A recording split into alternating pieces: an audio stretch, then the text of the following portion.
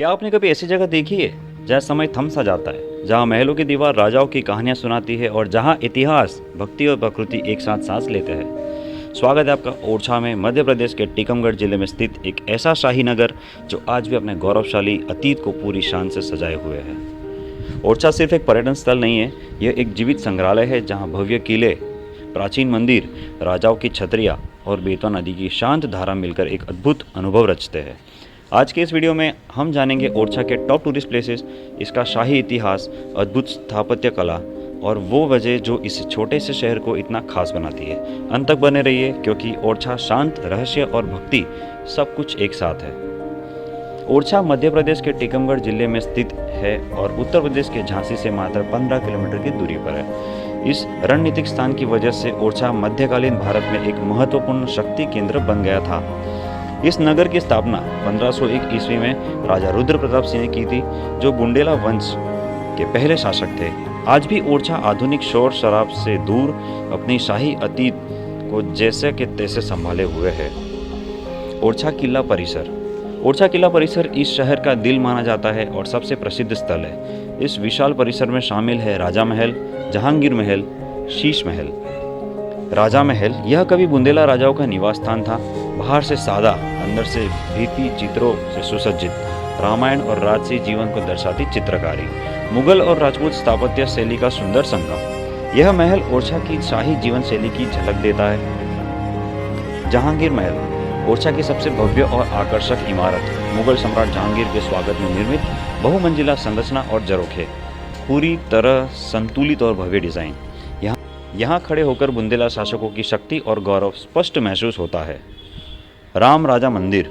ओरछा भारत का एकमात्र स्थान है जहाँ भगवान राम की पूजा राजा के रूप में की जाती है। राम राजा मंदिर पहले एक महल था, जिसे बाद में मंदिर में परिवर्तित किया गया।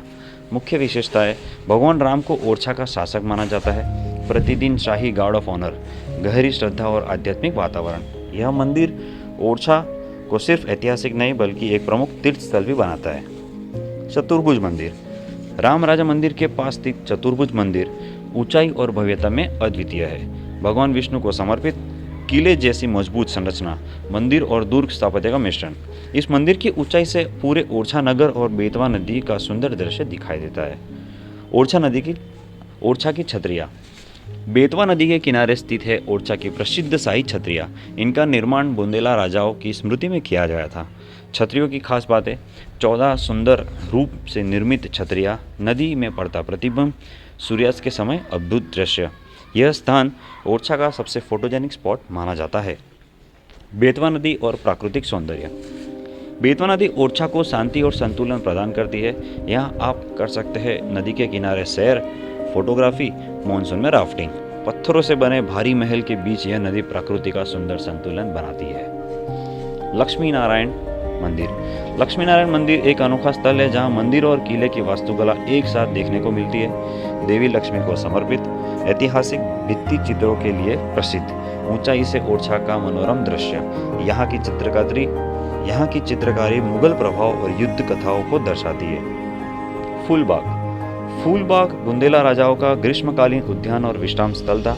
मुख्य आकर्षण भूमिगत शीतलीन प्रणाली, संतुलित उद्यान संरचना, शाही जीवन शैली की झलक। यह दर्शाता है कि उस समय की स्थापत्य तकनीक कितनी उन्नत थी।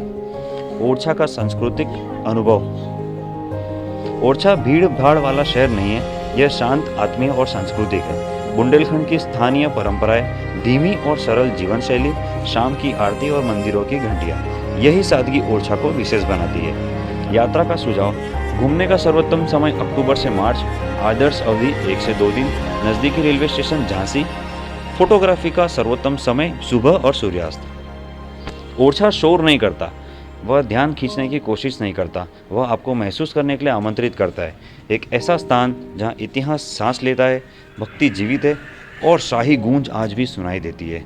अगर आप मध्य भारत की आत्मा को वास्तव में महसूस करना चाहते हैं तो ओरछा आपकी यात्रा सूची में जरूर होना चाहिए। तो मित्रों, अगर वीडियो पसंद आया तो लाइक करें, शेयर करें, सब्सक्राइब करें।